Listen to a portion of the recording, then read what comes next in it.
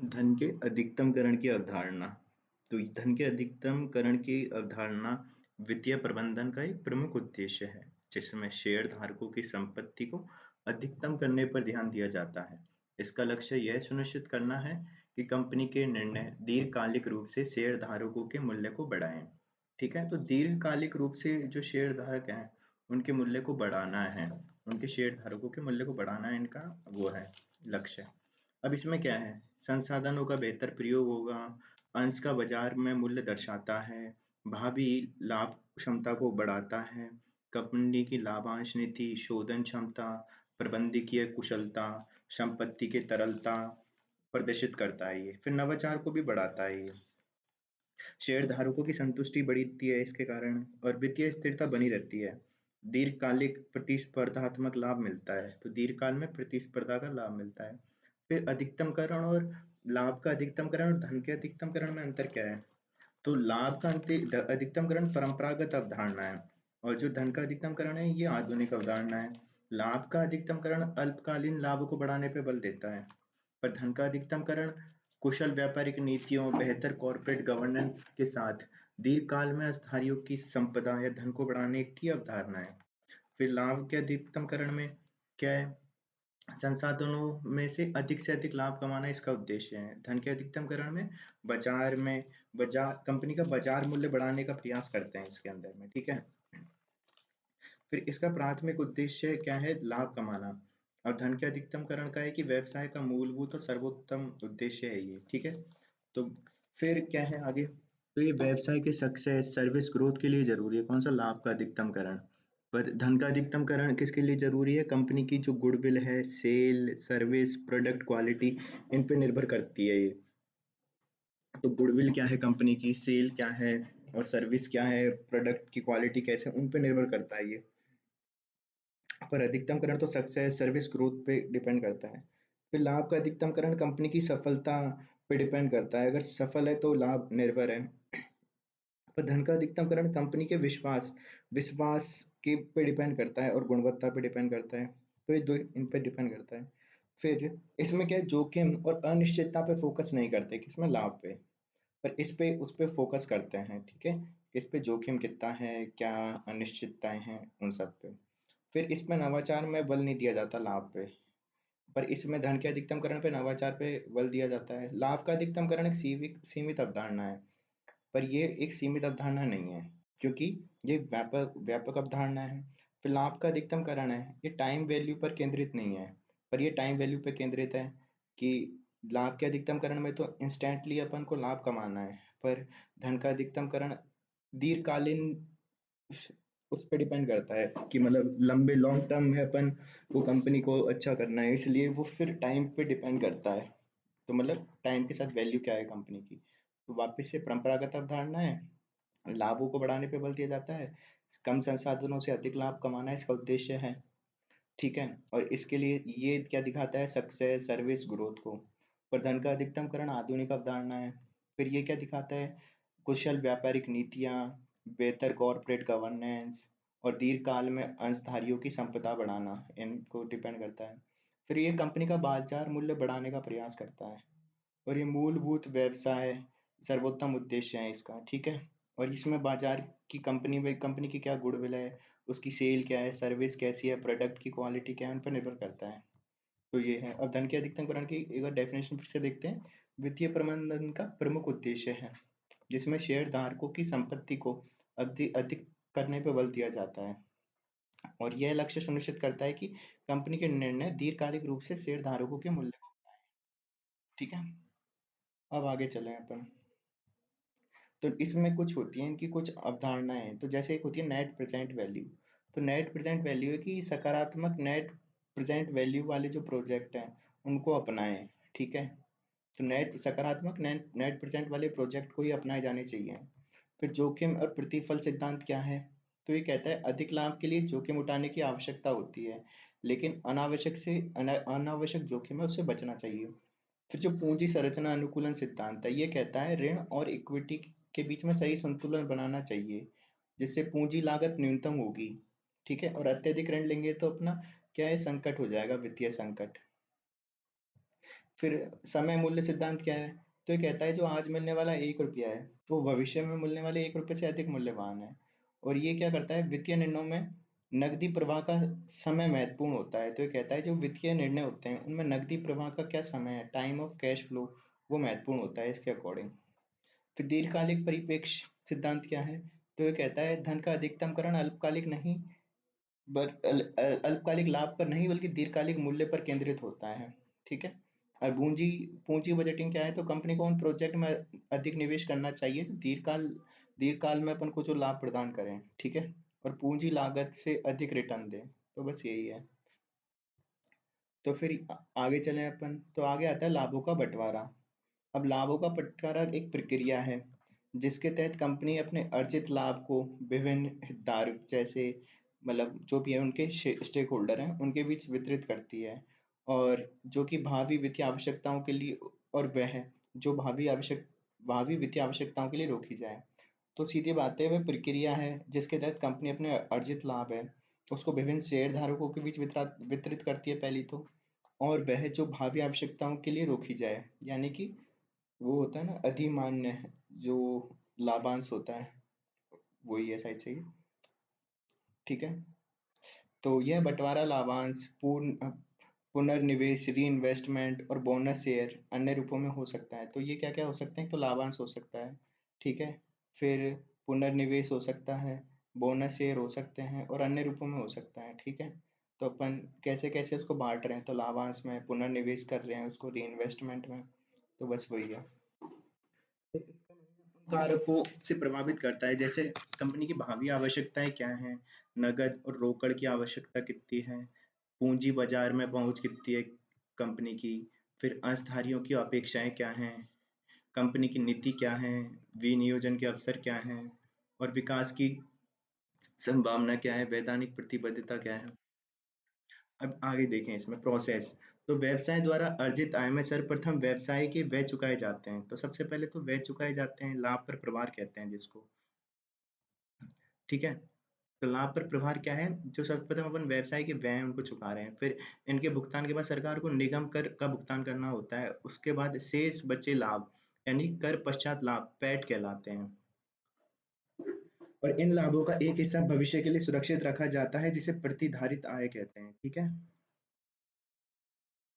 और लाभों का विभाजन अपन कैसे कर सकते हैं? या तो एकल हो, संस्था को करें तो जैसे कोई एकल है संस्था, तो लाभों का पूर्ण हक उसी इंसान को जाएगा। फिर संयुक्त है तो कुछ पूर्व शर्तों के आधार पर जाएगा, कुछ विनियोजित पूंजी के अनुसार कि किसने कितनी पूंजी नियोजित की थी।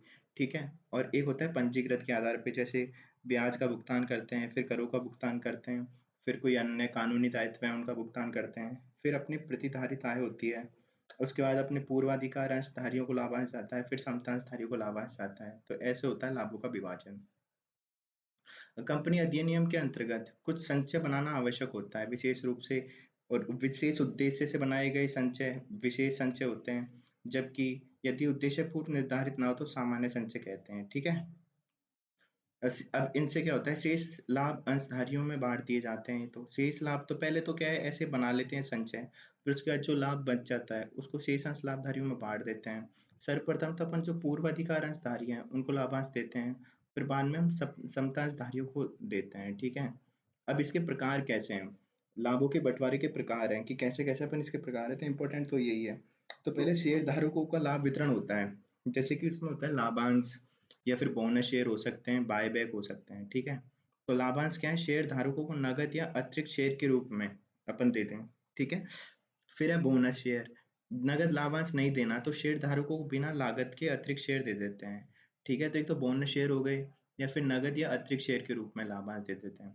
और एक होता है बायबैक। बायबैक क्या होता है, स्वयं के शेयर को वापस खरीद कर शेयर धारक को लाभ प्रदान करना।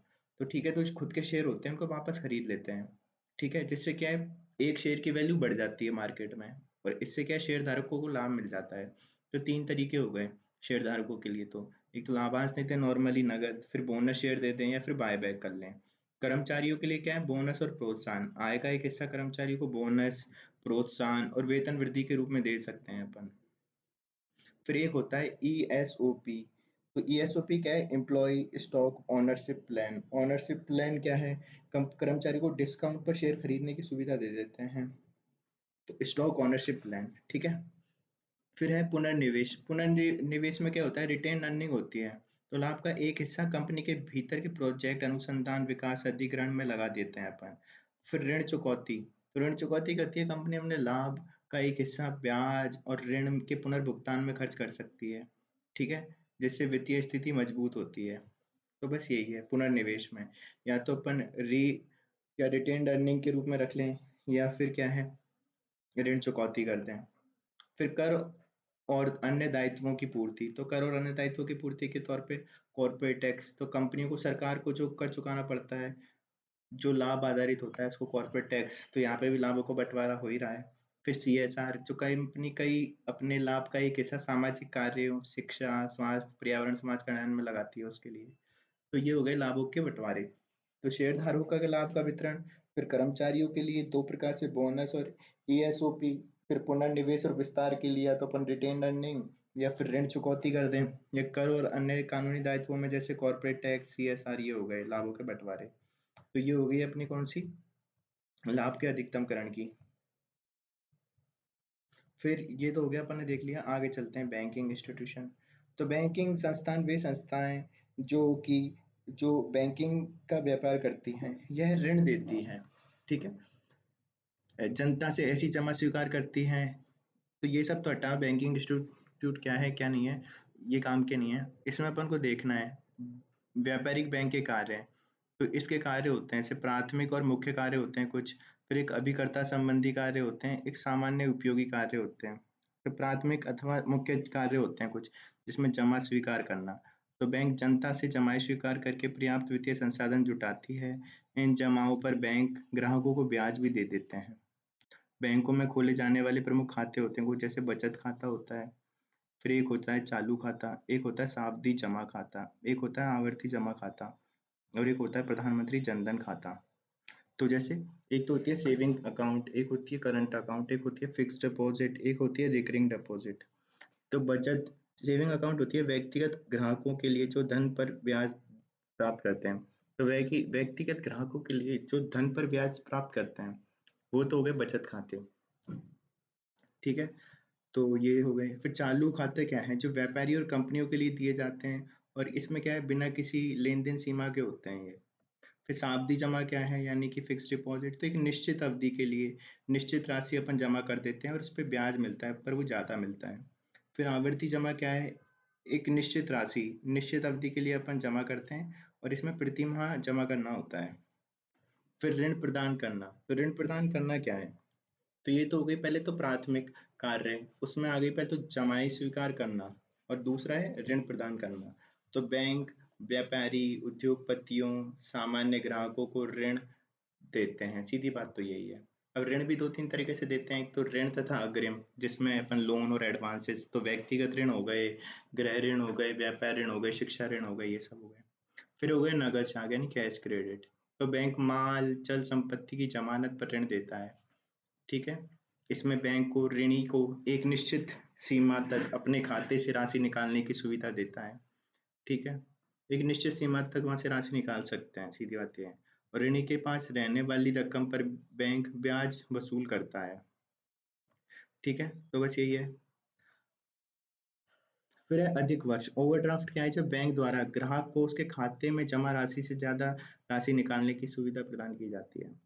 एक होता है ऋण में विनियम बिलों की कटौती, डिस्काउंटिंग ऑफ बिल। तो संस्थान बिल धारक को उसकी परिपक्वता तिथि से पहले भुगतान करता है, लेकिन ब्याज या डिस्काउंट काट कर, सीधी बात है। तो क्या है, जैसे कोई बिल है और वो भी अपन को बाद में मिलेगा, तो वो बैंक दे देगा उन रुपए को, तो पर कुछ ब्याज काट लेगा, डिस्काउंट काट लेगा उनमें से। तो संस्था बिल धारक को उसकी परिपक्वता तिथि से पहले भुगतान करता है, लेकिन कुछ ब्याज और डिस्काउंट काट कर। फिर नगद, कैश क्रेडिट और अधिक वर्ष में क्या अंतर है। तो नगद साख ग्राहकों को उनकी संपत्ति के विरुद्ध दी जाने वाली ऋण सुविधा है।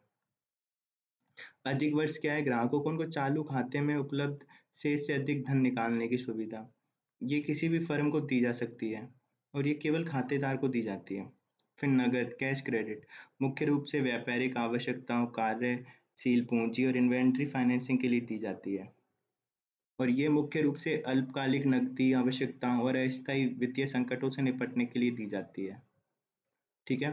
तो ये तो क्या है न, क्रैश क्रेडिट तो व्यापारिक आवश्यकताओं या फिर कार्यशील पूँजी, इन्वेंटरी फाइनेंसिंग के लिए देते हैं। और ये क्या देते हैं, अल्पकालिक नकदी के लिए और या फिर अस्थायी वित्तीय संकट के लिए देते हैं।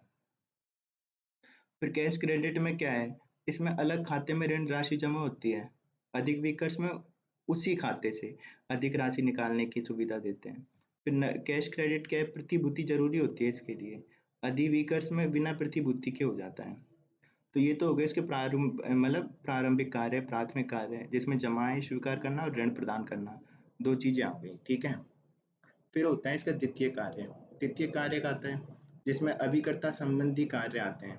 तो बैंक अपने ग्राहकों के लिए प्रतिनिधि के रूप में कार्य करता है, एजेंट के रूप में। ठीक है? और शुल्क या निःशुल्क दोनों हो सकते हैं ये। तो इसमें जैसे कुछ होता है, पहले तो भुगतान एंड निपटान सेवाएं। भुगतान निपटान सेवाएं में जैसे चेक, बिल और ये सब इशू करता है। चेक प्रणाली, डिजिटल बैंकिंग, डेबिट और क्रेडिट कार्ड की सेवाएं, फिर एटीएम मशीन, तो कैश डिपॉजिट मशीन, इन सब का संचालन। फिर दूसरा करता है विदेशी विनिमय की व्यवस्था। तो विदेशी मुद्रा का विनिमय करता है, धन प्रेषण में मदद करता है। फिर वाणिज्यिक ऋण और निर्यात विनिमय सेवाएं देता है। विनिमय, सॉरी, तो मैं गलत बोल रहा हूँ, विनिमय सेवाएं। ठीक है? फिर ग्राहकों की ओर से अंश, ऋण पत्र तथा सरकारी प्रतिभूतियों का क्रय विक्रय करना। तो ये एक तीसरा काम करता है जो ग्राहकों की ओर से अंश, ऋण पत्र, सरकारी प्रतिभूतियों का क्रय विक्रय भी कर लेता है, जैसे शेयर बाजार में निवेश, म्यूचुअल फंड, बॉन्ड और सरकारी प्रतिभूतियां। फिर वित्तीय सलाहकार के रूप में भी कार्य करता है ये। ट्रस्ट के रूप में भी कार्य करता है। सामान्य उपयोगी कार्य भी करता है ये। फिर लॉकर्स की सुविधाएं देता है, साख का निर्माण करता है, सार्वजनिक ऋण की व्यवस्था करता है, समाशोधन गृह का कार्य करता है, क्रेडिट कार्ड की सुविधाएं भी देता है। फिर बैंकिंग संस्थानों के प्रकार क्या हैं?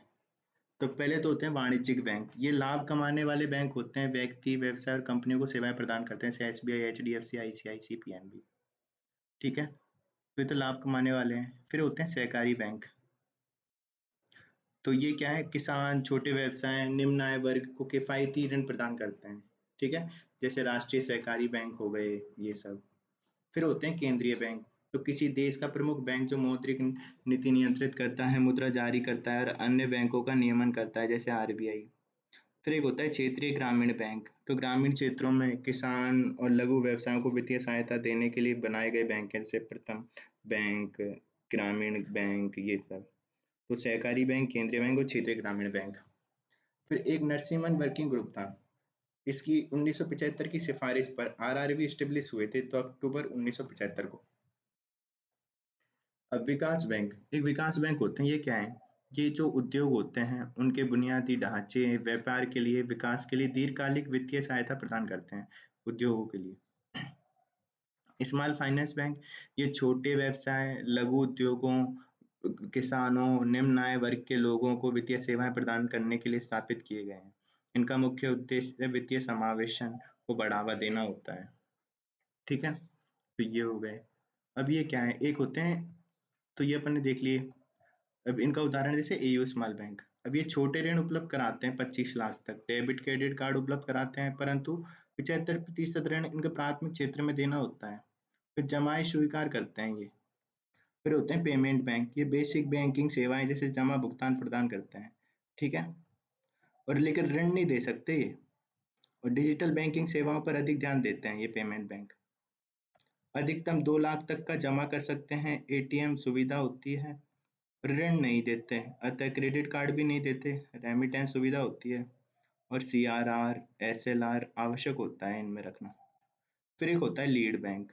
अब लीड बैंक योजना, ये आरबीआई द्वारा 1969 में शुरू की गई थी और उद्देश्य था ग्रामीण पिछड़े क्षेत्रों में बैंकिंग सेवाओं को बढ़ावा देना। इस योजना के तहत प्रत्येक जिले में एक प्रमुख लीड बैंक को नामित किया जाता है। उस जिले में बैंकिंग सेवाओं का समन्वय करता है जो, और वित्तीय विकास को बढ़ावा देता है। फिर एक होता है निश्चय बैंक। तो निश्चय बैंक होते हैं जो सामान्य बैंकिंग सेवाएं देने के बजाय विशिष्ट ग्राहक या उद्योगों को जरूरतों पर ध्यान केंद्रित करते हैं। ये बैंक किसी विशेष बाजार को या उद्योग के लिए काम करते हैं। जैसे एक तो हो गया नाबार्ड जो कृषि के लिए करता है, एक है स्मॉल फाइनेंस बैंक जो लघु उद्योग के लिए करता है, एक है पेमेंट बैंक जो डिजिटल बैंकिंग के लिए काम करता है, फिर एक है जैसे इंफ्रास्ट्रक्चर बैंक, ठीक है? तो आईआईएफसीएल हो गया या एक्सिम बैंक हो गया, हाउसिंग बैंक हो गए तो हाउस के लिए और इंफ्रास्ट्रक्चर के लिए कार्य करते हैं। तो ये हो गए निश्चय बैंक। तो अपन ने ये देखा, फिर अपन आगे चलते हैं। एक होते हैं लोकल एरिया बैंक। तो ये वे छोटे बैंक होते हैं और जो एक सीमित भौगोलिक क्षेत्र में कार्य करते हैं, जैसे ग्रामीण और अर्ध शहरी क्षेत्रों में बैंकिंग सेवाएं प्रदान करने का। ये आरबीआई ने 1996 में लोकल एरिया बैंक की अवधारणा शुरू की गई थी, ताकि छोटे व्यापारी, किसान, लघु उद्योग, ग्रामीण क्षेत्रों में वित्तीय सेवाएं बढ़ाई जा सकें। फिर होते हैं नेशनलाइज्ड बैंक। बैंक जिन्हें सरकार द्वारा अधिग्रहित किया जाता है, जिनका स्वामित्व सरकार के पास होता है और सार्वजनिक क्षेत्र में कार्य करते हैं। इनका उद्देश्य वित्तीय सेवाओं को आम जनता तक पहुंचाना, देश के आर्थिक विकास में योगदान देना होता है। वर्तमान में कुल 12 राष्ट्रीयकृत बैंक हैं। कितने? 12। फिर एनबीएफसी, तो गैर बैंकिंग वित्तीय कंपनी होती है एनबीएफसी। एनबीएफसी कंपनी अधिनियम 1956 के तहत पंजीकृत एक कंपनी है, ठीक है, जो ऋण और अग्रिम सरकार या स्थानीय प्राधिकरण द्वारा जारी किए गए शेयरों, स्टॉक, बॉन्ड, डिवेंचर, प्रतिभूतियों के अधिग्रहण या इस तरह की प्रकृति की अन्य विपणन योग्य प्रतिभूतियां, पट्टे, किराया, खरीद, बीमा, व्यवसाय, चिट व्यवसाय के कारोबार में लगी रहती है। ठीक है, अब आगे चलें। लेकिन कोई भी संस्था शामिल नहीं है जिसका मुख्य व्यवसाय कृषि गतिविधि, औद्योगिक गतिविधि या फिर किसी सामान की खरीद या बिक्री का कोई सेवा प्रदान करना है। अचल संपत्ति की बिक्री, खरीद, निर्माण करना, तो वो वाली कंपनियां इसमें शामिल नहीं होती हैं। तो एक बार फिर से देख लेते हैं। एनबीएफसी कंपनी अधिनियम 1956 के तहत पंजीकृत होती है। पहली बात तो ये अपन को याद रखनी है, ठीक है। फिर जो ऋण, अग्रिम, तो ऋण की और अग्रिम की सुविधाएं देती हैं किसको? सरकार या स्थानीय प्राधिकरण द्वारा जारी किए गए शेयर, स्टॉक, बॉन्ड, डिबेंचर, प्रतिभूतियों के अधिग्रहण और इस तरह की प्रकृति की अन्य विपणन योग्य प्रतिभूति, पट्टे, किराया, खरीद, बीमा, व्यवसाय चिट व्यवसाय के कारोबार में लगी हुई है। ठीक है, लेकिन इसमें कोई संस्था शामिल नहीं है जिसका मुख्य कार्य कृषि विरसी और ये हो, ठीक है, और कोई सामान की क्रय विक्रय वाली सेवा प्रदान करना उनमें भी नहीं है। एक एनबीएफसी एक कंपनी होती है जिसका मुख्य व्यवसाय किसी योजना व्यवस्था के तहत एक मुश्त किस्तों में योगदान के माध्यम से या फिर किसी अन्य तरीके से जमा प्राप्त करना है, और वह भी एक गैर बैंकिंग कंपनी है। ठीक है, तो यही है, बस सीधी बात है। फिर एनबीएफसी के समान कार्य कर रहे हैं। बैंकों और एनबीएफसी के बीच में क्या अंतर है? एनबीएफसी बैंकों के समान कार्य कर रहे हैं, ठीक है, पर इनमें अंतर क्या है? तो जो बैंक होते हैं जमा स्वीकार कर सकते हैं, एनबीएफसी नहीं कर सकती। फिर बैंक भुगतान और निपटान प्रणाली का हिस्सा है, पर एनबीएफसी नहीं है। हाँ, तो एनबीएफसी केवल अवधि जमा स्वीकार करती हैं, ठीक है। मांग जमा स्वीकार करता है बैंक, तो मांग पे जब अपन को जरूरत हो अपन उस पे जमा निकलवा सकते हैं। पर जो ये होते हैं ना, ये सिर्फ फिक्स अवधि के लिए इसमें जमा होते हैं, उससे पहले नहीं निकलवा सकते। फिर बैंक होते हैं जो चेक जारी कर सकते हैं, एनबीएफसी नहीं कर सकती। ये कार्ड सुविधा भी उपलब्ध नहीं करवाते, ठीक है। फिर जो डीआईसीजी है, तो डीआईसीजीसी है, तो वो जो बीमा देती है, बीमा सुविधा देती है जमा पे, वो उपलब्ध नहीं है, ठीक है। बैंकों पे तो उपलब्ध होनी चाहिए थी, यहाँ पे नहीं है, ठीक है।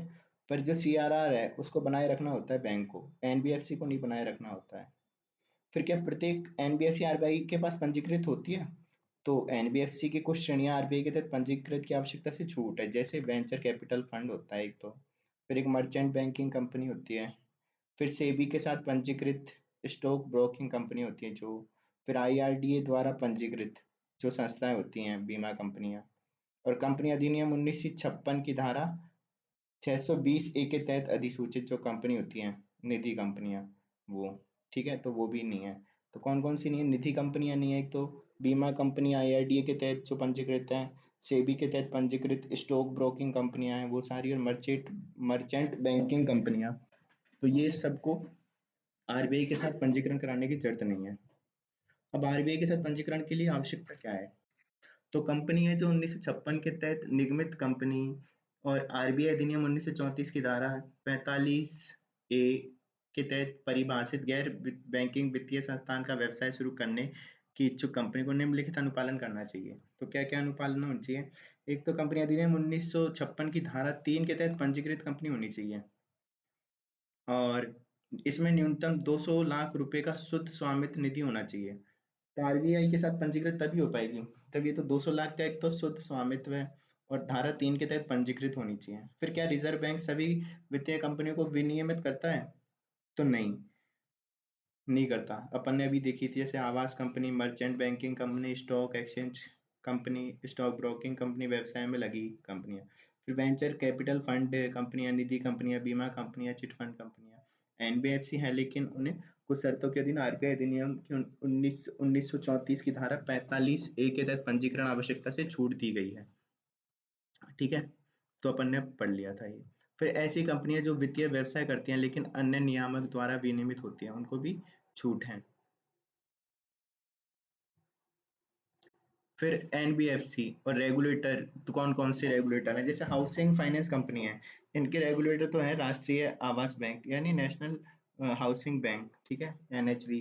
फिर है मर्चेंट बैंकर या फिर venture capital fund, stock exchange, stock broker, sub broker इनका है सेबी।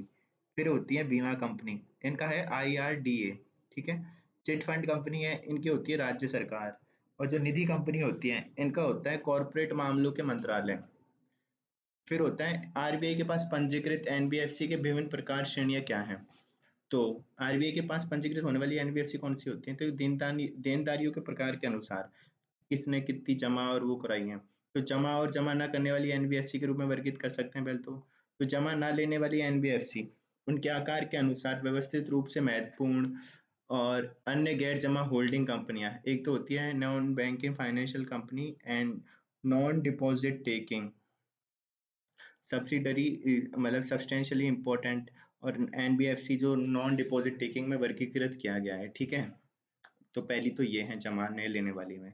और उनके गतिविधियों के प्रकार के अनुसार उनको देखो ऐसे बांटा, एक तो एसिड फाइनेंस कंपनी होती है, जो वित्तीय संस्था है जो अपने मुख्य व्यवसाय के रूप में उत्पादक या आर्थिक गतिविधि का समर्थन करने वाली भौतिक संपत्तियों का वित्त पोषण करती है।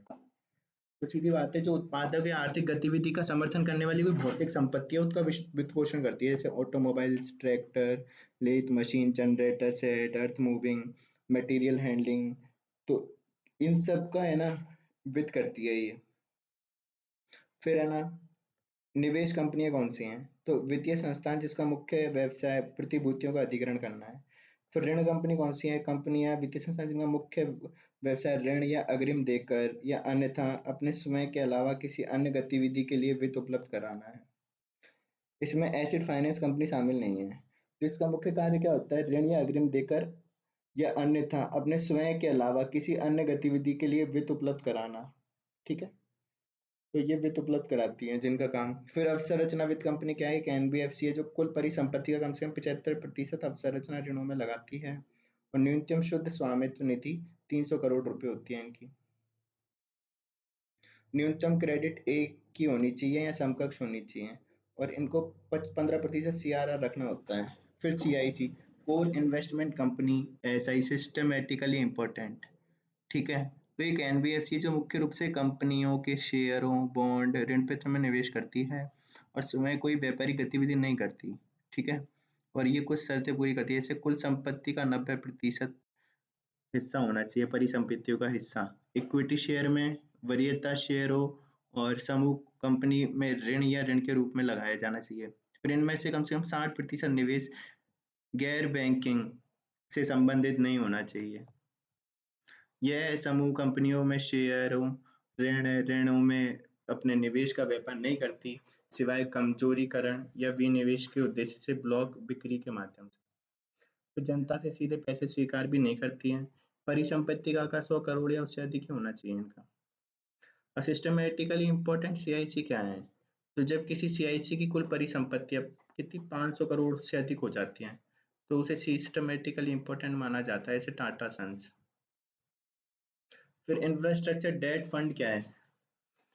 तो ये है एक विशेष प्रकार की एनबीएफसी होती है जिसका उद्देश्य बड़े बुनियादी ढांचा प्रोजेक्ट के लिए दीर्घकालिक वित्त पोषण प्रदान करना होता है और इसको सेबी द्वारा विनियमित करता है सेबी और आरबीआई। न्यूनतम 5 वर्ष परिपक्वता के रुपए डॉलर के बॉन्ड जारी करके संसाधन जुटाते हैं।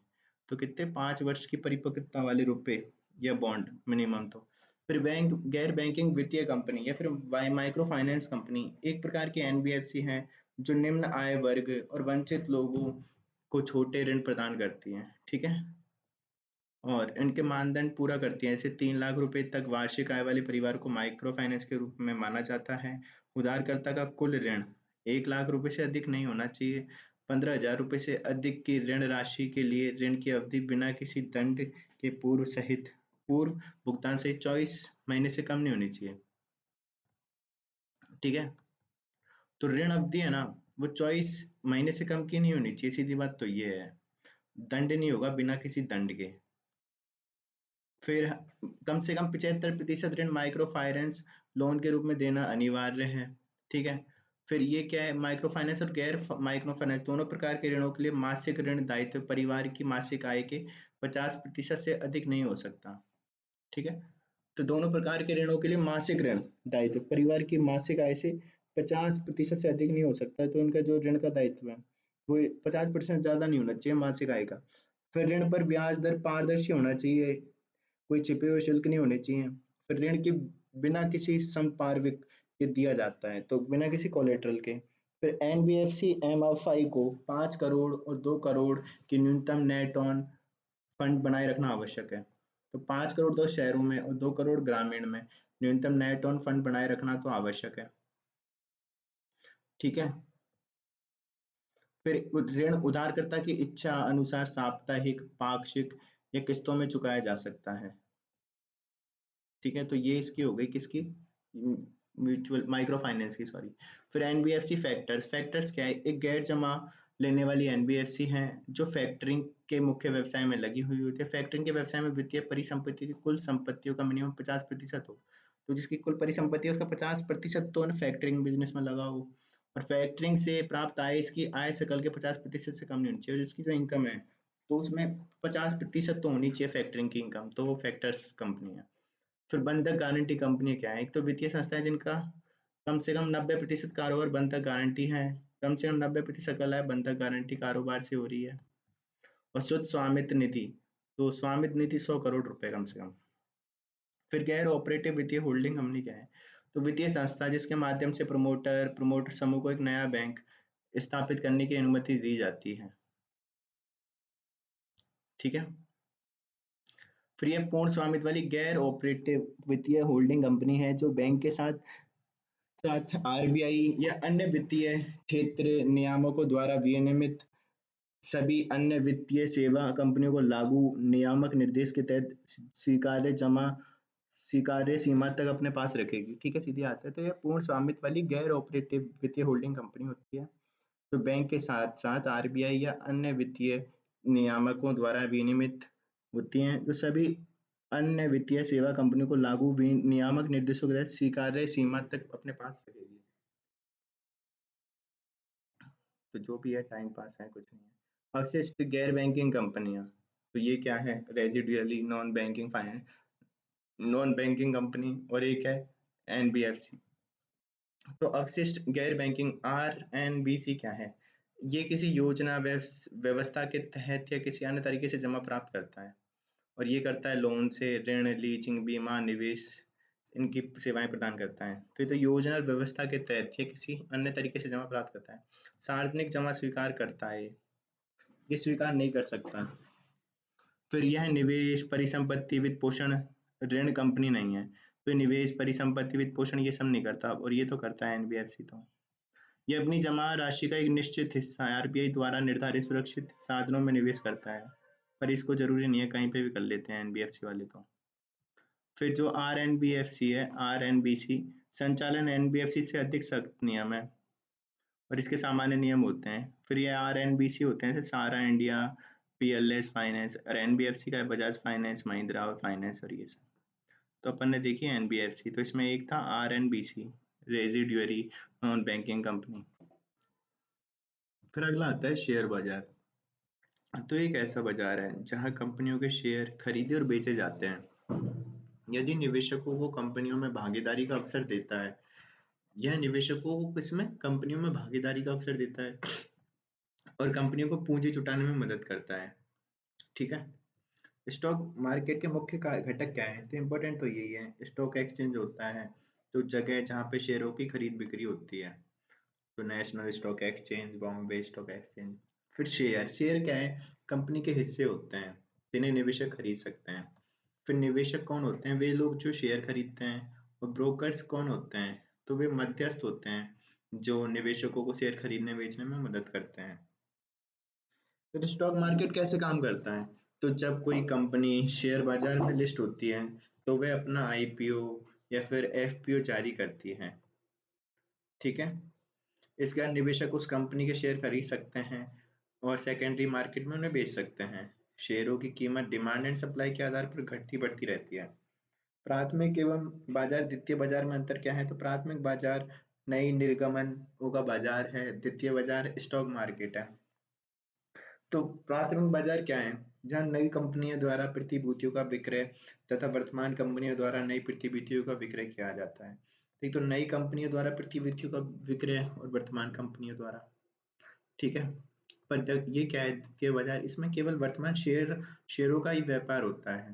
तो यहाँ पे प्रतिभूतियों का विक्रय नहीं होता नई का, जो वर्तमान शेयर है उन्हीं का व्यापार होता है। फिर प्राथमिक बाजार है, इसमें कंपनी सीधे नियोजक को बेचती है, तो प्रतिभूतियों को सीधे नियोजकों को जाते हैं। फिर यहाँ पे प्रतिभूतियों के विनियमन में कंपनी की कोई भूमिका नहीं होती है। फिर यहाँ पे प्रत्यक्ष पूंजी का निर्माण को बढ़ावा देता है कौन सा? प्राथमिक बाजार। और ये अप्रत्यक्ष रूप से पूंजी निर्माण को बढ़ावा देता है। फिर प्राथमिक बाजार में केवल प्रतिभूति को क्रय कर सकते हैं निवेशक, केवल कर सकते हैं पर बेच नहीं सकते। पर जो यहाँ पे क्या है, प्रतिभूतियां निवेशक खरीद सकते हैं और बेच सकते हैं। फिर प्राथमिक में मूल्य निर्धारण के संबंध में निर्णय कंपनी का होता है। द्वितीय बाजार में मूल्य निर्धारण प्रतिभूति की मांग के आधार पर होता है। ठीक है।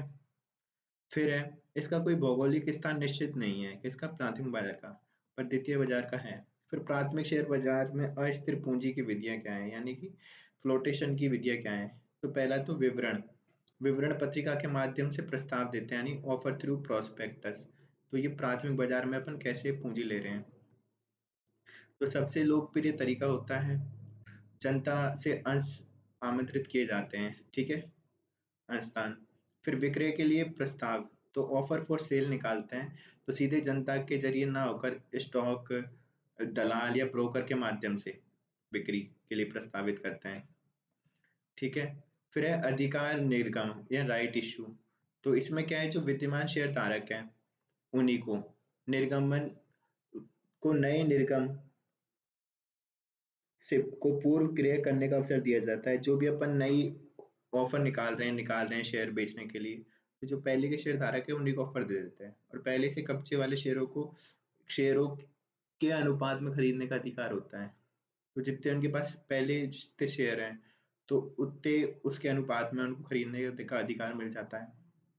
फिर इलेक्ट्रॉनिक आरंभिक सार्वजनिक निर्गम, तो ये क्या है? ईआईपीओ। ठीक है। आरंभिक सार्वजनिक निर्गम इलेक्ट्रॉनिक, तो ये क्या है, जब कोई कंपनी अपने शेयरों को सार्वजनिक रूप से बेचती है, जिसे वे खुले बाजार में निवेशकों को शामिल शेयर प्रदान करके पूंजी जुटा सकती है। ठीक है। फिर निजी नियोजन या विनियोग, तो क्या है? Private placement. इसमें क्या है, निजी विनियोग भी एक कंपनी द्वारा संस्थागत निवेशक या कुछ चयनित व्यक्तिगत निवेशकों को प्रतिभूतियों का आवंटन। ठीक है। तो इसमें कुछ मतलब फिक्स संस्थाएं होती हैं उनको, या फिर कुछ फिक्स लोग होते हैं उन्हीं को प्रतिभूतियों का आवंटन करते हैं। तो निजी नियोजन। तो प्राथमिक बाजार में अस्थिर पूंजी की विधियां कौन सी हैं? तो विवरण पत्रिका के माध्यम से प्रस्ताव, यानी ऑफर थ्रू प्रोस्पेक्टस। विक्रय के लिए प्रस्ताव, ऑफर फॉर सेल। फिर अधिकार निर्गम, राइट इश्यू। इलेक्ट्रॉनिक आरंभिक सार्वजनिक निर्गम यानी ईआईपीओ। और एक है कौन सा? निजी नियोजन या विनियोग यानी प्राइवेट प्लेसमेंट। फिर स्टॉक एक्सचेंज, तो ये प्लेटफॉर्म या बाजार है जो कंपनियों के विद्यमान प्रतिभूतियां, शेयर, स्टॉक, बॉन्ड या अन्य वित्तीय उपकरण खरीदे बेचे जाते हैं। यह एक आयोजित और विनियमित बाजार होता है। निवेशकों को सुरक्षित और पारदर्शी लेन-देन की सुविधा मिलती है। शेयर बाजार के क्रियाकलाप क्या हैं? तो विद्यमान प्रतिभूतियों को द्रव्यता और विनियोग उपलब्ध कराना, यानी कि providing liquidity and marketability of existing securities.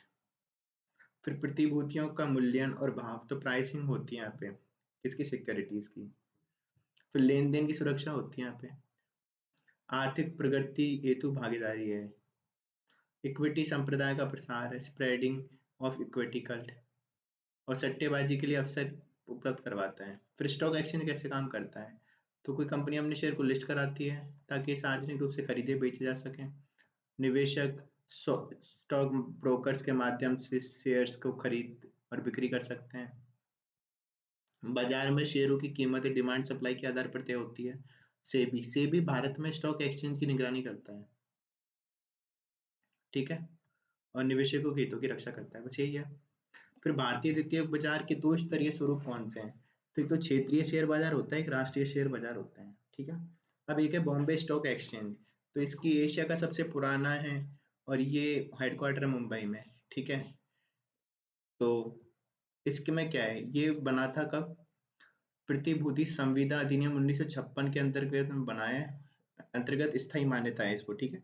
तो प्रतिभूति यानी सिक्योरिटीज का जो एक्ट है, संविदा विनियम, तो सिक्योरिटीज रेगुलेशन एक्ट है 1956 का, उसके तहत इसको मान्यता दी गई है। ये कारोबार की दृष्टि से सबसे बड़ा है, दूसरा।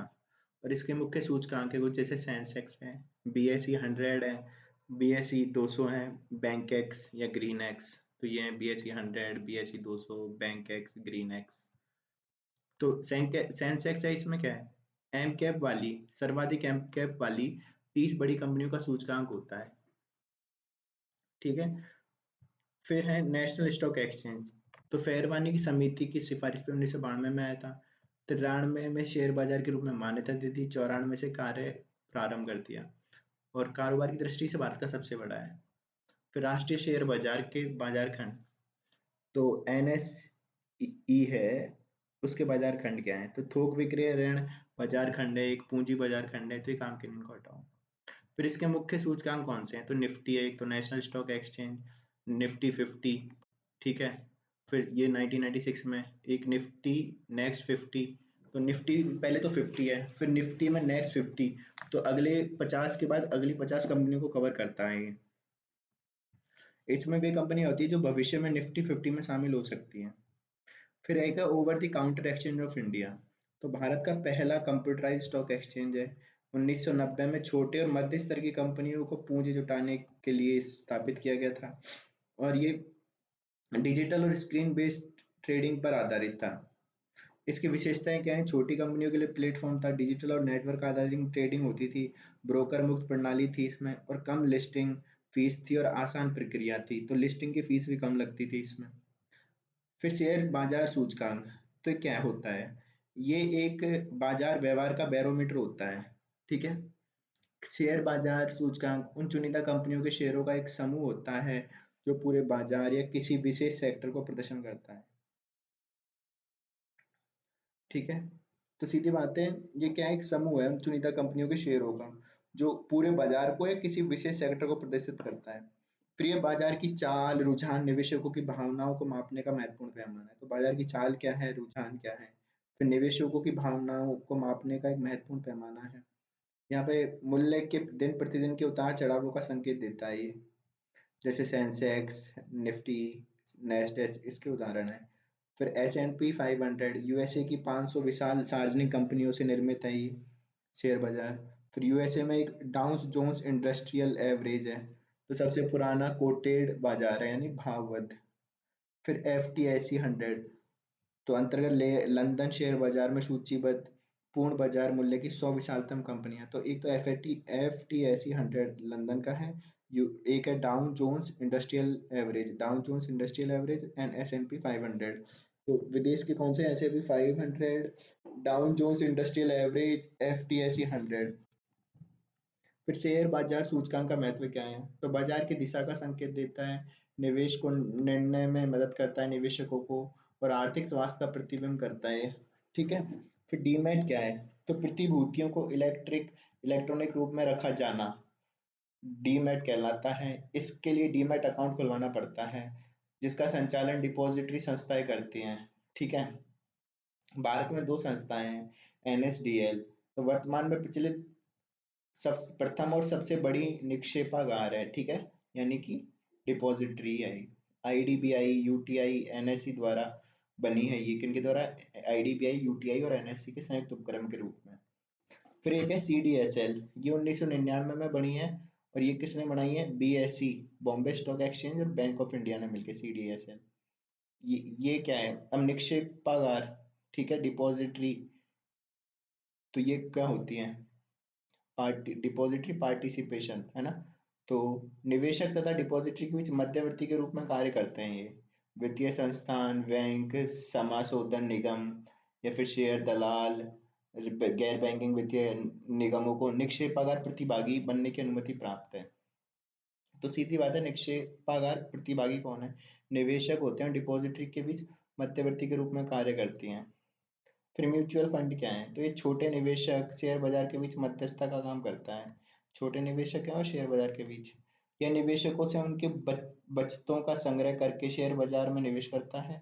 भारत का पहला है यूटीआई, 1964 में बना था, unit trust of India, unit trust of India. और अन्य संस्थाएं जो ऐसा कार्य कर रही है उन्हें ब्रोकर कहा जाता है। ब्रोकर के ब्रोकर को जॉबर कहा जाता है। ठीक है। फिर टर्मिनोलॉजी है कुछ, जैसे शेयर क्या है? तो किसी कंपनी में स्वामित्व का एक हिस्सा, शेयर खरीदने का मतलब उस कंपनी में भागीदारी बनाना है। फिर बुल क्या होता है? जब बाजार लगातार ऊपर जा रहा है तो बुल है, जब बाजार नीचे गिर रहा है तो क्या है? बियर है। फिर है तो और एगल लॉट साइज क्या है? एक ट्रेड में खरीदे जाने वाले या बेचे जाने वाले शेयरों की न्यूनतम संख्या। फिर बिड प्राइस क्या है? वह कीमत जिस पर कोई निवेशक शेयर खरीदना चाहता है। फिर मार्केट कैप, कंपनियों का कुल मूल्य जिसमें शेयर की कीमत इंटू टोटल शेयर होते हैं। फिर आईपीओ, जब कोई कंपनी पहली बार शेयर बाजार में बेचती है। फिर एफपीओ क्या है? जब कोई पहले से सूचीबद्ध कंपनी और शेयर जारी करती है। ठीक है, तो ये एफपीओ है। फिर स्टॉक क्या है? किसी व्यक्ति के पास मौजूदा कंपनी के शेयरों का समूह। ठीक है, वो स्टॉक है। फिर क्या है? इंट्राडे ट्रेडिंग, तो उसी दिन शेयर खरीदना और बेचना। फिर क्या है? आस्क प्राइस क्या है? वह कीमत जिस पर कोई निवेशक शेयर बेचना चाहता है। और इक्विटी क्या है? कंपनी के कुल मूल्य में निवेशकों की हिस्सेदारी, इक्विटी है। फिर पॉनी स्टॉक्स क्या है? पेनी स्टॉक्स, तो ये वे प्रतिभूतियां हैं जिनकी शेयर बाजार में कोई कीमत नहीं होती, परंतु उनका व्यापार सट्टेबाजी भागीदारी निभाता है। तो जिनके शेयर बाजार में तो कोई कीमत नहीं है, पर उनका व्यापार सट्टेबाजी में भागीदारी निभाता है। फिर डिलीवरी ट्रेडिंग, शेयर खरीद कर लंबे समय तक रखना, तो कौन सी है? Delivery trading. फिर मार्जिन ट्रेडिंग, तो उधार पैसे लेकर ट्रेडिंग करना। तो मार्जिन ट्रेडिंग क्या है? उधार पैसे लेकर ट्रेडिंग।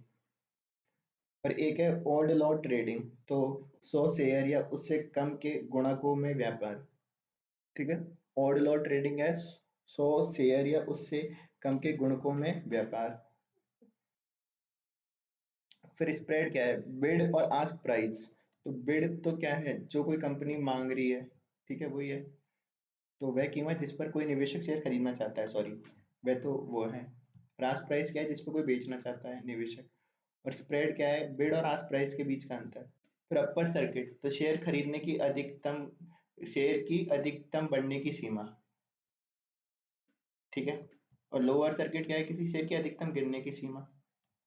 फिर बदला क्या है? ये निपटारे आगे बढ़ाने की प्रणाली को संदर्भित करता है, विशेष रूप से बीएसई में होता है।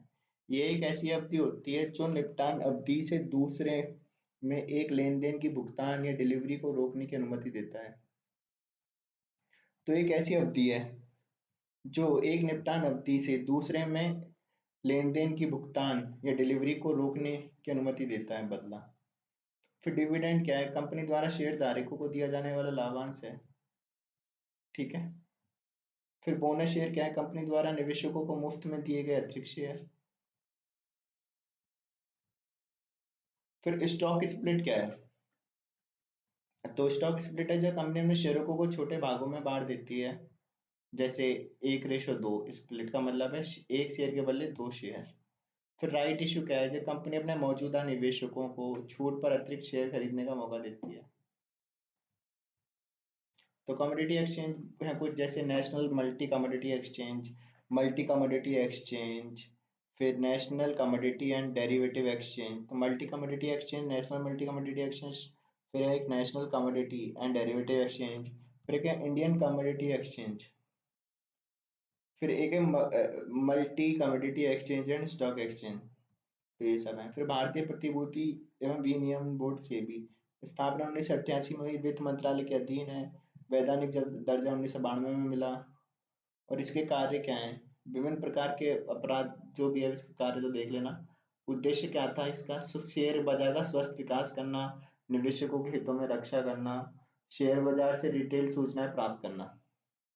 तो इसके क्या है? शेयर बाजार को तो स्वस्थ विकास, फिर निवेशकों के हितों की रक्षा, फिर शेयर बाजार से रिटेल सूचनाएं प्राप्त प्रदान करना, से रिलेटेड सूचनाएं प्रदान, तो शेयर बाजार से रिलेटेड सूचनाएं प्रदान करना। फिर संरचनात्मक, विकासात्मक और नियामक कुछ काम होते हैं। एक तो संरचना का, विकास का और नियामक का।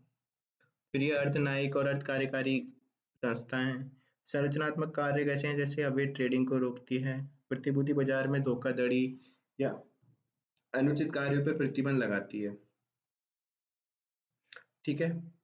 फिर नियम बनाती है, जैसे कोड ऑफ कंडक्ट के। ब्रोकर क्या है? विकासात्मक, जैसे ब्रोकर जॉबर को प्रशिक्षण देती है, निवेश को शिक्षित करती है निवेशकों को और अनुसंधान करवाती है। फिर नियामक क्या है? जांच एवं अन्वेषण का कार्य करती है, मध्यस्थों का पंजीकरण करती है, मर्चेंट बैंकर्स का पंजीकरण करती है। फिर रेटिंग प्रदान करती है तथा रेटिंग एजेंसियों की स्थापना करती है, hedge fund, mutual fund, venture capital fund का पंजीकरण करती है। आंतरिक व्यापार एवं नियंत्रणकारी बोलियों पर नियंत्रण लगाती है। तो आंतरिक व्यापार एवं नियंत्रणकारी बोलियों पर नियंत्रण और ऐसे व्यवहार के ऊपर दंड लगाती है। फिर अधिनियम के उद्देश्यों के बाहर किए जाने वाली गतिविधियों से अधिशुल्क लेती है ये, और कंपनियों के आपसी विलय अधिग्रहण पर निगरानी रखती है। तो हेज फंड क्या है? एक प्रकार का निजी निवेश फंड है जिसमें उच्च जोखिम लेकर अधिक रिटर्न, तो निजी निवेश है जिसमें उच्च जोखिम लेकर अधिक रिटर्न कमाने की रणनीति अपनाई जाती है। इसमें short selling, leverage, derivatives and विभिन्न संपत्तियों में निवेश किया जाता है। ये केवल उच्च नेटवर्थ व्यक्तियों और संस्थागत निवेशकों के लिए उपलब्ध होता है, जिनकी नेटवर्थ बहुत ज्यादा है, या फिर संस्थागत निवेश। फिर वेंचर कैपिटल फंड, तो यह है स्टार्टअप और नई कंपनियों में निवेश करने वाला फंड है जिसमें जोखिम और उच्च वृद्धि की संभावनाएं होती हैं। निवेशक स्टार्टअप को पूंजी देकर इक्विटी शेयर प्राप्त करते हैं और कंपनी की वृद्धि के साथ मुनाफा कमाते हैं। सीधी बात तो ये है। तो स्टार्टअप और नई कंपनियों में निवेश करने वाला फंड है जिसमें उच्च जोखिम और उच्च वृद्धि की संभावना होती है। फिर आगे देखते हैं अपन कौन सा, बहुराष्ट्रीय कंपनियां। तो ऐसी कंपनी जिनके कार्य क्षेत्र का विस्तार एक से अधिक देशों में होता है, जिसके उत्पादन एवं सेवा सुविधाएं उस देश के बाहर भी होती हैं जिसमें जन्म लेती हैं। ठीक है।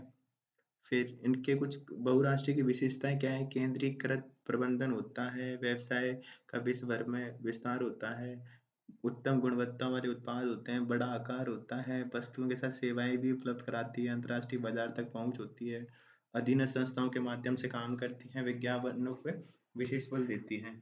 फिर लाभ क्या है इनके? तो विदेशी पूंजी का निवेश करते हैं ये तो, ठीक है, रोजगार में वृद्धि करते हैं, विकसित तकनीक का उपयोग करते हैं, सहायक इकाइयों में वृद्धि करते हैं, मेजबान देश की निर्यात में वृद्धि करते हैं, उच्च प्रतिस्पर्धा से उपभोक्ता को लाभ होता है और गुणवत्ता सुधार तेजी से होते हैं। फिर नुकसान क्या है? मेजबान देशों की प्राथमिकताओं की ओर कम ध्यान देते हैं, घरेलू उद्योगों पर दुष्प्रभाव पड़ता है, संस्कृति में परिवर्तन ले आते हैं ये। तो सीधी बात है ये। तो एक कंपनी है जिसका कार्य क्षेत्र का विस्तार एक से अधिक देशों में, ठीक है, अधिक होता है, ठीक है, पहले तो ये याद रखना है। फिर उत्पादन व सेवाएं, तो उत्पादन और सेवाएं उस देश से बाहर भी होती हैं जिसमें जन्म लेती हैं, ठीक है, और विभिन्न प्रकार की संस्थाओं के माध्यम से काम करती हैं ये, ठीक है। फिर इनकी विशेषताएं क्या है? तो केंद्रीकृत प्रबंधन, व्यवसाय विश्व भर में होता है, ठीक है? उत्तम गुणवत्ता वाले उत्पाद होते हैं, बड़ा आकार होता है, वस्तु के साथ सेवाएँ भी उपलब्ध कराती है, अंतर्राष्ट्रीय बाज़ार तक जाती हैं, अधीनस्थ संस्थाओं के माध्यम से काम करती हैं, विज्ञापनों पर विशेष बल देती हैं। फिर लाभ क्या है? विदेशी पूँजी का निवेश करती हैं। विदेशी पूँजी का निवेश, रोज़गार में वृद्धि, तकनीक का प्रयोग, ठीक है? सहायक इकाइयों में वृद्धि, देश के निर्यात में वृद्धि, फिर उच्च प्रतिस्पर्धा से उपभोक्ता को लाभ, गुणवत्ता सुधार तेज़ी से करती हैं। मेज़बान देशों की प्राथमिकताओं की ओर कम ध्यान देती हैं। फिर उद्योगों पर दुष्प्रभाव पड़ता है, ठीक है? घरेलू उद्योगों पे और संस्कृति में परिवर्तन, तो ये तो नुकसान है। फिर स्थानीय कंपनी तथा बहुराष्ट्रीय कंपनी के बीच में अंतर बताने हैं, तो ये अपन बता देंगे, ठीक है, जो भी। अब क्या है, इसकी कुछ रणनीतियाँ अपनाती हैं ये, वो अपन को देखनी है। तो एक डीकपलिंग होती है। तो ये क्या होता है, किसी अर्थव्यवस्था या देश को वैश्विक आपूर्ति श्रृंखला से अलग करने या उसकी निर्भरता कम करने की प्रक्रिया है। फिर डी-रिस्किंग क्या है? व्यापार या निवेश से जुड़े जोखिमों को कम करने के लिए रणनीतियाँ अपनाना। विशेष रूप से किसी एक देश या क्षेत्र पर अत्यधिक निर्भरता से बचना। ठीक है? तो व्यापार या निवेश से जुड़े जोखिमों को कम करने की रणनीतियाँ अपनाना। ठीक है? व्यापार से या निवेश से जुड़े जोखिमों को कम करने के लिए रणनीतियाँ अपनाना। डी-रिस्किंग है, विशेष रूप से किसी एक देश या क्षेत्र पर अत्यधिक निर्भरता से बचाने के लिए होती है ये, ठीक है? फिर है रीशोरिंग। रीशोरिंग क्या है? पहले आउटसोर्स किए गए और विदेशों में स्थापित किए उत्पादन को वापस अपने देश में लाने की प्रक्रिया है। फिर नियर शोरिंग क्या है? उत्पादन को दूरस्थ देशों की बजाय अपने भौगोलिक क्षेत्र के नजदीक देशों में स्थानांतरित करना। फिर फ्रेंड शोरिंग क्या है? Friend shoring. तो ये क्या है? व्यापार और आपूर्ति श्रृंखला को केवल उन देशों तक सीमित करना जो राजनीतिक और आर्थिक मित्र हो। ठीक है? अब मल्टीनेशनल कंपनी दूसरे देशों में उत्पादन और उस पर नियंत्रण किस प्रकार करती हैं? तो एक तो प्रत्यक्ष विदेशी निवेश के द्वारा, ठीक है? तो एफडीआई के द्वारा। जो कंपनियां किसी देश में नए कारखाने लगाकर वहां की स्थानीय कंपनियों का अधिग्रहण करके उत्पादन पर नियंत्रण करती है, ठीक है? फिर अनुबंध निर्माण यानी कॉन्ट्रैक्ट मैन्युफैक्चरिंग के द्वारा, जो एमएनसी स्थानीय कंपनियों के साथ अनुबंध करके उत्पादन करवाती है और फिर जिनसे उन्हें सीधे निवेश करने की आवश्यकता नहीं होती, ठीक है? जैसे उदाहरण के लिए नाइकी अपने जूते विभिन्न देशों की फैक्ट्रियों से बनवाता है। फिर है फ्रेंचाइजी या लाइसेंसिंग मॉडल के द्वारा, तो कंपनियों को अपने ब्रांड का उपयोग करने की अनुमति देती है एमएनसी स्थानीय कंपनियों को, ठीक है? और उत्पादन में बिक्री के लिए निर्देश देती है, ऐसे मैकडॉनल्ड करता है। फिर आपूर्ति श्रृंखला का वैश्विक नियंत्रण करके, तो एमएनसी उत्पादन के विभिन्न चरणों को कई देशों में विभाजित करती है, जैसे लागत क्षमता, लागत और दक्षता में वृद्धि होती है, ठीक है? लागत में तो कमी आती है, दक्षता में वृद्धि होती है, ठीक है? फिर स्वचालन और डिजिटलीकरण निगरानी, तो एमएनसी अपने उत्पादन संयंत्रों में उन्नत तकनीकें जैसे आईओटी और इनका उपयोग करके दूरस्थ निगरानी नियंत्रण करती है, ठीक है? तो बस यही है। फिर स्थानीय सरकारों और नीतियों पर प्रभाव डाल के, तो एमएनसी सरकारों पर लॉबिंग करके व्यापारिक नीतियों, कर लाभ, श्रम कानूनों में बदलाव करवाती है। तो ये है। तो इन पे कैसे ये कंट्रोल करती हैं, अपन को तो ये बताना है। तो प्रत्यक्ष विदेशी निवेश के द्वारा, है ना? तो किसी देश में नए कारखाने लगाकर और ये सब करके अधिग्रहण करके, फिर एक अनुबंध निर्माण करके, ठीक है? यानी कॉन्ट्रैक्ट मैन्युफैक्चरिंग करके, फिर फ्रेंचाइजी या लाइसेंसिंग मॉडल के द्वारा एक आपूर्ति श्रृंखला का वैश्वीकरण करके, फिर स्वचालन डिजिटल निगरानी के द्वारा, स्वचालन और डिजिटल निगरानी के द्वारा, और एक स्थानीय सरकारों और नीतियों पर प्रभाव डाल के। फिर विदेशी निवेश क्या है? तो किसी देश की कंपनी, संपत्ति, परियोजना में दूसरे देश के व्यक्ति, कंपनी, सरकारों द्वारा किया गया निवेश। तो कोई देश की कंपनी हो सकती है या संपत्ति हो सकती है, परियोजना हो सकती है, उसमें कोई दूसरे देश की सरकार हो सकती है, व्यक्ति हो सकती है, कंपनी, वो निवेश करे तो। मुख्य उद्देश्य इसका लाभ कमाना है और अंतर्राष्ट्रीय व्यापार और आर्थिक विकास को बढ़ावा देना है। आरबीआई के अनुसार विदेशी निवेश भारत के निवासी व्यक्तियों द्वारा भारतीय कंपनियों की इक्विटी तथा किसी एलएलपी यानी लिमिटेड लायबिलिटी पार्टनरशिप कंपनी की पूंजी में किया गया निवेश। तो बाहर के निवासियों द्वारा भारत की कंपनी की इक्विटी में तथा किसी एलएलपी यानी लिमिटेड लायबिलिटी पार्टनरशिप कंपनी की पूंजी में किया गया निवेश है। ठीक है, ये तो हो गया विदेशी निवेश। आरबीआई के अनुसार है ये, तो बाहर के निवासी व्यक्ति के द्वारा, भारत के बाहर निवासी व्यक्तियों द्वारा भारत की कंपनी की तो इक्विटी में और किसी एलएलपी यानी लिमिटेड लायबिलिटी पार्टनरशिप कंपनी की पूंजी पूंजी में किया गया निवेश। फिर आरबीआई विदेशी निवेश को दो श्रेणियों में बांटती है, एक तो प्रत्यक्ष निवेश और एक है एफपीआई। तो भारत के बाहर के निवासी व्यक्तियों द्वारा एक तो नॉन लिस्टेड कंपनी में इक्विटी इंस्ट्रूमेंट से किया गया, ठीक है, निवेश होता है तो, और लिस्टेड कंपनियों की पोस्ट इश्यू यानी पोस्ट इश्यू चुकता इक्विटी पूंजी की 10% की पोस्ट इश्यू चुकता इक्विटी पूंजी, तो post issue paid up equity capital के 10% या उससे अधिक हिस्से में निवेश करना, ठीक है। तो बस ये है। फिर एफपीआई क्या है, तो भारत के बाहर के निवासी व्यक्तियों द्वारा किया जाता है, पर इसमें लिस्टेड कंपनी में 10% तक करते हैं लिस्टेड कंपनी में। फिर एफडीआई के कौन कौन से मार्ग है, निवेश के नियम और मार्ग, तो ऑटोमेटिक रूट है एक तो, जिसमें स्वचालित मार्ग के तहत अनुमानित जो अनुमति सीमा तक क्षेत्र गतिविधियों में एफडीआई के लिए सरकार या आरबीआई से किसी पूर्व अनुमोदन की आवश्यकता नहीं है, ठीक है। निवेश लिमिट होती है, अधिकतर उद्योगों में 100% की अनुमति है, जैसे ऑटोमोबाइल और इनमें 90% निवेश इसी रूट से प्राप्त होते हैं। केवल आवक धन प्राप्ति के 30 दिनों के भीतर आरबीआई से संबंधित क्षेत्रीय कार्यालय को सूचित करना होता है। तो निवेशकों को केवल आवक धन प्राप्ति के 30 दिन के भीतर आरबीआई को संबंधित क्षेत्रीय कार्यालय में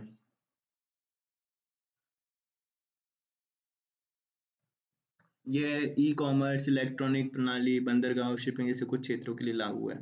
तो सीधी बात है, 90% तो इसी से हो रहा है, 100% होते हैं मेनली, जैसे ऑटोमोबाइल मैन्युफैक्चरिंग में, ठीक है। और की पूर्व अनुमोदन की आवश्यकता नहीं है। फिर पूर्व मंजूरी रूट, ठीक है, तो इसमें क्या है, वित्त मंत्रालय या विदेशी निवेश संवर्धन बोर्ड, तो विदेशी निवेश संवर्धन बोर्ड है, सरकार से पूर्व अनुमोदन की आवश्यकता होती है, जिसमें 5,000 करोड़ तक तो संबंधित मंत्रालय ही दे देता है, और उसका एक पोर्टल है फॉरेन इन्वेस्टमेंट फैसिलिटेशन पोर्टल, उस पर करना होता है। और 5,000 करोड़ से ज़्यादा है तो वित्त मंत्रालय और उनको देना पड़ता है सूचना, ठीक है, जिसमें और इसमें कौन कौन से क्षेत्र आते हैं, जैसे रक्षा आ गया, दूर संचार आ गया, मीडिया आ गया, बहु ब्रांड, मल्टी ब्रांड रिटेल आ गई, ये संवेदनशील क्षेत्र हैं वो आते हैं इसमें, और इनको सरकार से मंजूरी लेनी होती है। तो सीधी बात है ये, निम्नलिखित को छोड़कर सभी गतिविधियों में स्वचालित मार्ग के तहत 100% एफडीआई की अनुमति है। कौन कौन से में, तो जहां भारत सरकार द्वारा जारी प्रेस नोट कौन सा एक के प्रावधान लागू हों, ठीक है।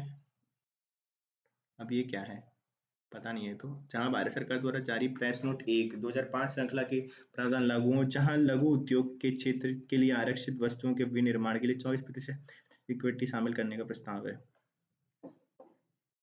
तो जहां लघु उद्योग के लिए आरक्षित वस्तुओं के विनिर्माण के लिए, तो लघु उद्योग के लिए आरक्षित वस्तुओं के विनिर्माण के लिए 24% से अधिक विदेशी इक्विटी शामिल करने का प्रस्ताव है।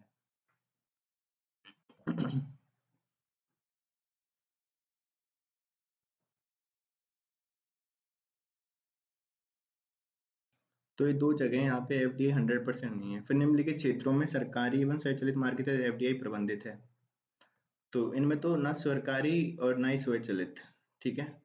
जैसे खुदरा व्यापार यानी एकल ब्रांड, तो एकल ब्रांड उत्पाद खुदरा बिक्री को छोड़कर, ठीक है, खुदरा व्यापार में जैसे एकल ब्रांड उत्पाद खुदरा बिक्री को छोड़कर, फिर परमाणु ऊर्जा में, लॉटरी व्यवस्था में, जुआ सट्टा में, चिट फंड में, निधि कंपनियों में, कृषि या बागान की गतिविधियों में, आवास रियल एस्टेट व्यवसाय में, और हस्तांतरित विकास अधिकार में, टीडीआर के व्यापार में, ठीक है, इनमें नहीं है। फिर आरबीआई द्वारा एफपीआई के नियम क्या हैं, तो विदेशी निवेशक एसबीआई के तहत रजिस्टर्ड के रूप में भारतीय निवेश कर सकते हैं भारतीय बाजार में, तो एफपीआई के रूप में रजिस्टर्ड होना पड़ेगा। तो फिर एफपीआई के लिए आरबीआई की सीधी मंजूरी की आवश्यकता नहीं होती, लेकिन एसबीआई के दिशा निर्देशों के तहत कार्य करना होता है। सरकार समय-समय पर एफपीआई निवेश की अधिकतम सीमा तय करती है। फिर एफडीआई कहाँ पे आ रहा है भारत में? सबसे ज़्यादा तो सर्विस सेक्टर में आ रहा है 19%। फिर कंप्यूटर और सॉफ्टवेयर में आता है 14%। फिर आता है ट्रेडिंग यानी व्यापार में 9%। तो पहला सेवा क्षेत्र में, फिर कंप्यूटर और हार्डवेयर में, फिर आ रहा है व्यापार में 9, फिर नॉन कन्वेंशनल एनर्जी में आ रहा है 7, सीमेंट और जिप्सम प्रोडक्ट में आ रहा है कितना 6। सबसे ज़्यादा कहाँ से आ रहा है? मॉरिशियस से। फिर आ रहा है सिंगापुर से, मॉरिशियस, सिंगापुर, फिर यूएसए, नीदरलैंड, जापान। तो Mauritius, Singapore, USA, Netherlands, Japan. फिर एफपीआई, तो जब कोई विदेशी निवेशक भारतीय शेयर बाजार, बॉन्ड मार्केट, म्यूचुअल फंड या अन्य किसी वित्तीय संपत्ति में निवेश करता है, लेकिन कंपनी के प्रबंधन में कोई भागीदारी नहीं होती, तो एफपीआई कहलाता है। ये विदेशी निवेशक 10% से कम की हिस्सेदारी रखता है तो एफपीआई माना जाता है। विशेषता क्या है? शेयर बाजार, बॉन्ड मार्केट में निवेश किया जाता है, लघु अवधि का निवेश होता है, और कंपनी के प्रबंधन निर्णय का अधिकार नहीं है, जल्दी खरीदता है, जल्दी बेचता है, इसलिए अस्थिरता ला सकता है ये। अब पी नोट क्या है? तो वित्तीय उपकरण है जो विदेशी निवेशकों को भारतीय प्रतिभूतिय विनियमन बोर्ड सेबी के साथ पंजीकरण किए बिना भारतीय शेयर बाजार में निवेश की अनुमति देते हैं। भारत ने विदेशी विदेशी नियम निवेश को प्रोत्साहित करने के लिए 2003 में पी नोट्स की शुरुआत की थी। फिर इसके प्रोत्साहित करने के लिए सरकारी प्रयास क्या है विदेशी निवेश को प्रोत्साहित करने के लिए? तो एक तो विदेशी निवेश प्रोत्साहन बोर्ड को खत्म कर दिया एक तो। फिर ई बिस पोर्टल लाएं, एफडीआई सीमा में बढ़ोतरी करती है, कर सुधार करें जैसे जीएसटी, डीटीएए और ये सब। इन्वेस्ट इंडिया प्रोग्राम लेके आए जिसमें डीपीआई, डीआईपीपी और फिक्की और राज्य सरकारों का ये। फिर बैंक करप्सी कोड लेके आए हैं, मेक इन इंडिया लेके आए हैं, विभिन्न देशों से समझौते किए हैं। तो विदेशी निवेश प्रोत्साहन बोर्ड को खत्म कर दिया एक तो। विदेशी निवेश प्रोत्साहन बोर्ड, ई बिस पोर्टल लाए हैं, ई बिस। फिर एफडीआई सीमा में बढ़ोतरी कर दी, कर सुधार क्या है? इन्वेस्ट इंडिया प्रोग्राम चलाएं, बैंकरप्सी कोड लाएं, मेक इन इंडिया। एफडीआई के पॉजिटिव क्या है? विदेशी मुद्रा प्राप्ति की पूंजी समस्या समाधान हो जाता है, ठीक है। आधुनिक तकनीकी प्रबंधन में होता है, तो तकनीकी प्रबंधन और संरचनात्मक सुधार होता है। रोजगार बढ़ता है, जोखिम उच्च जोखिम क्षमता बढ़ जाती है, मार्केट प्रतिस्पर्धी होता है, आयात कम होता है, निर्यात ज्यादा होता है, आधुनिक ज्ञान कौशल में विकास होता है। नकारात्मक क्या है? धन का निष्कासन होता है। फिर क्षेत्रीय विषमताएं होती है, लघु उद्योग प्रतिस्पर्धा से बाहर हो जाते हैं, विदेशी घटनाओं का प्रभाव पड़ता है, आर्थिक उपनिवेश होता है, नैतिक मूल्यों का पतन, सहचर्य व्यवस्था में परिवर्तन होता है, सामाजिक विषमताएं आती है। तो क्या है? क्षेत्रीय विषमताएं, लघु उद्योग बाहर हो जाते हैं, विदेशी घटनाओं का प्रभाव पड़ता है, आर्थिक उपनिवेशवाद बढ़ता है, नैतिक मूल्यों का पतन होता है, धन का निष्कासन होता है, सामाजिक विषमताएं होती है। फिर एफडीआई और एफपीआई में डिफरेंस क्या है? तो एफडीआई जब कोई विदेशी निवेशक प्रबंधन नियंत्रण में हिस्सेदारी लेता है, तो संयंत्र, मशीनरी, ऑफिस स्टाफ, स्टार्टअप आदि में। और यहाँ पे शेयर बाजार, बॉन्ड, डायरेक्टिव में निवेश करता है, डेरिवेटिव में। ये दीर्घकालिक होता है एफडीआई। एफपीआई होता है शॉर्ट टर्म का, होता है अल्पकालिक। फिर कंपनी पूंजीकरण में मदद करते हैं, कौन से? एफपीआई तो। पर एफडीआई होता है वो बुनियादी ढांचे के विकास में सहयोग देते हैं। फिर एफडीआई होता है वो 10% या उससे अधिक की हिस्सेदारी में निवेश करता है, एफडीआई। एफपीआई 10% से कम हिस्सेदारी होने पे। फिर एफडीआई स्थिर निवेश होता है और यह अस्थिर निवेश होता है। एफडीआई से रोजगार, तकनीकी उन्नति, आर्थिक विकास बढ़ावा मिलता है, पर एफपीआई से शेयर बाजार की लिक्विडिटी बढ़ती है, ठीक है, पर ये दीर्घकाल विकास में ज़्यादा योगदान नहीं देता। एफडीआई इसे डीपीआईआईटी और आरबीआई नियंत्रित करते हैं, एफपीआई को सेबी और आरबीआई नियंत्रित करते हैं, ठीक है।